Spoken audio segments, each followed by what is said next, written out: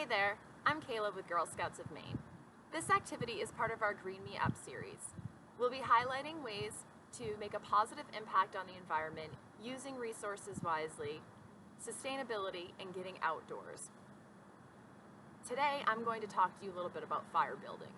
I could go on about fires for a very long time, but I won't do that for you guys today. Today I'm going to talk about one of the very many basic fire building frames that you can use, as well as making sure that you're practicing leave no trace principles.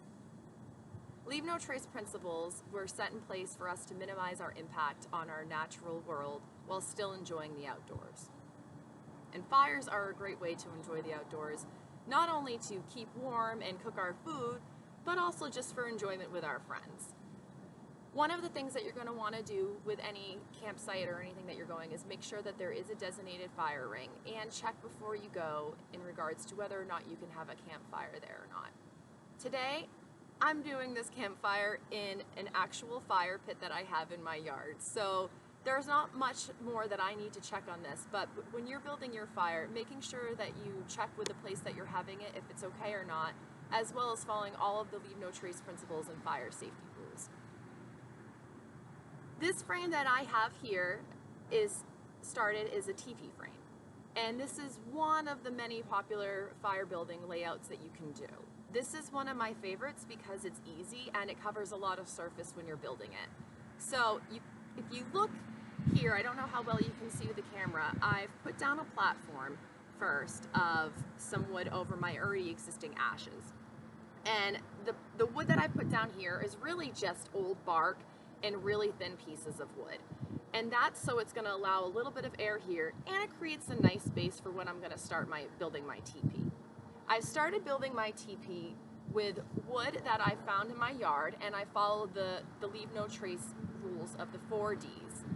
And that's going to be distant, down, dead, and dinky. I like to throw in a 5th one every once in a while and make sure that it's dry, because if you're trying to ignite wet wood, it can be a little bit difficult. So I'm going to go over the 4 Ds, a little bit of that. So when I say distant, you want to make sure that you're gathering it local, because that's going to have less impact on our environment.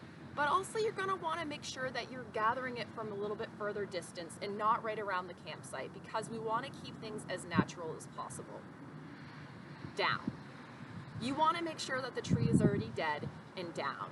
And although there might be a lot of down trees on your campsite, you want to still keep that distant rule in mind and go a little bit further. And with the down rule, it's most likely dead, and so that way you're already making sure you're following the leave no trace principles.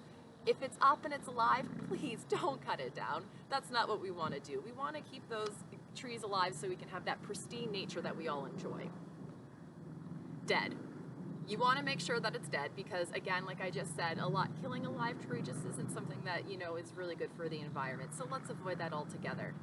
So we've gone over a few of them already. So we've got the down, the distance, the dead, dry, which pretty simple, dry wood's easier, but dinky. What does that even mean? So you want to use pieces that are not much bigger than your wrist or forearm. You want to keep them small.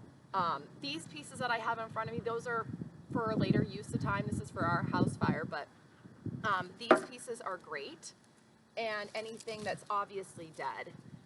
And so that's what I've used today for this purpose of this activity of building our teepee fire building lane. So I've started stacking them already, and you're gonna just keep laying them a little bit over on the teepee like this. And see how I still have a lot of air through here? I'm going to keep a little bit of that there, not only so I can add little pieces of tinder or kindling in there, but also that's going to allow more oxygen to get in there, and that oxygen is going to help your fire go. If you have larger pieces like this that may not fit in just right, you can break them easily and just stack them. So these are really nice. We just had a windstorm here, and so there's lots of dead trees and branches around to use, and so this is actually a great time of year to do some spring cleanup and a great activity to do to teach fire building with your other family members that may not know it. This design I like because it is easy to build, as well as it's covering a lot of surface area, as I mentioned before. So when we ignite the fire, it will burn around here, but as well as slowly burn up, and it makes it easier for you to continue feeding the fire.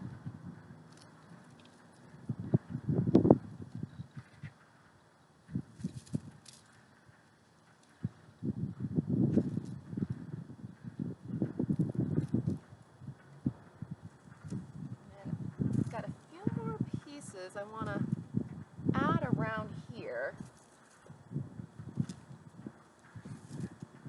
There's lots of other different fire building layouts that you can do. Some of the other popular ones are a mound fire, as well as a log cabin fire. And similar to this is that you continuously build onto it, but with the log cabin fire, you're going to build it like you would with Lincoln logs or a log cabin. This is a good piece right here. It's a little bit big, and you break it down just a tad. And I think this is a good fire to get started with. So I have matches here, as well as you can use a lighter. And you want to make sure that you're doing that safely with an adult if you're doing this with anybody. And I saved this piece right here of wood because if you can see it right here, this stuff is called Old Man's Beard. And it's a great fire starter. You don't want to pull it off of anything if it's not already down, but this is a great thing to use, as well as if you find birch bark strips laying down, anything like that. Leaves are great, and so I'm going to just light this, and it is a little windy here today. And so I've lit it, and I'm throwing it in right in an opening like this on my side. And ideally, if this was a movie, which I guess technically it kind of could be considered, you would, put the match in or light it and it will just go up perfectly and everybody will be having a good time. But sometimes it can take a little time. Be patient. That's okay. It happens. There's a lot of factors that play into it, and it's not always the person that's running it, so don't be worried. It looks like we've got a little bit of flame going here though, which is great. And so every once in a while, I want to make sure that I'm feeding it little pieces like this, just to make sure that it actually lights off.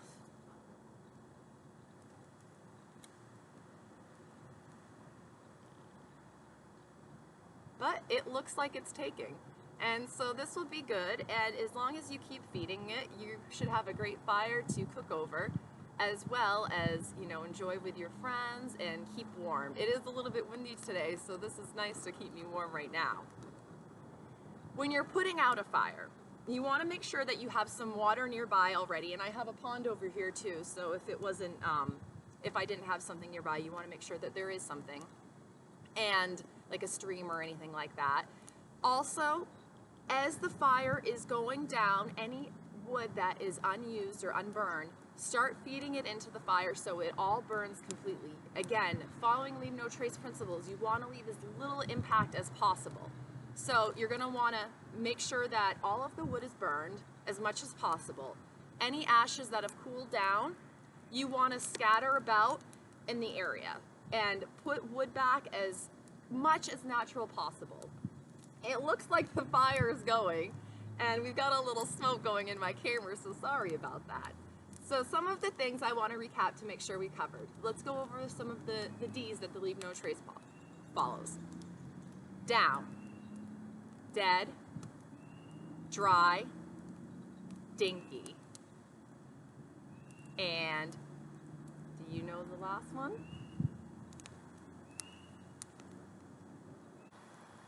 That's right, distance, the last one. So we've gone over all of the D's for the leave no trace principles. And again, when we're putting out our fire, make sure we're scattering everything about and putting it out fully with the water. and the ashes, and leaving everything just the way we found it so everybody can enjoy the outdoors. I hope you enjoy this activity, and I hope it inspires you to start practicing making some fire building of your own with your family at home safely and following the Leave No Trace principles. If you want to learn more about Leave No Trace, feel free to visit lnt.org, or if you want to explore more of our Girl Scout activities, please go to girlscoutsofmaine.org and find out more about how you can explore the outdoors and other opportunities. Thanks for exploring with me today, and happy trails!